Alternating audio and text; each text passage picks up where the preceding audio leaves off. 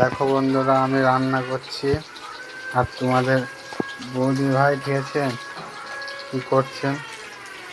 আমি রান্না করছি আর এই দেখো তোমাদের বৌদি ভাই আজকে তার সুযোগ নিয়ে ঘর গুছাচ্ছে। এই যে কি করছো তুমি?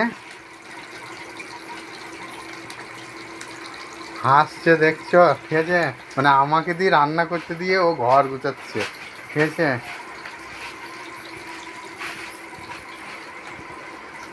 তাড়াতাড়ি করো, খিদে লেগেছে, খাবো।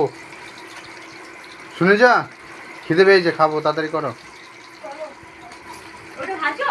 ভাজা হয়ে গেছে। হুম, শাপলা। দেখো আজকে আমি নিজেই ঠিক আছে বাজার করে এনেছিলাম, বাজার থেকে ইলিশ মাছ নিয়ে এসেছিলাম।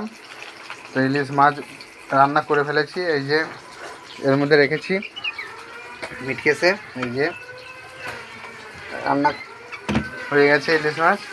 আর এখন ইলিশ মাছের মাথাটা আর লেজটা ভাজা হচ্ছে, কালকে রান্না করব কচু শাক দিয়ে।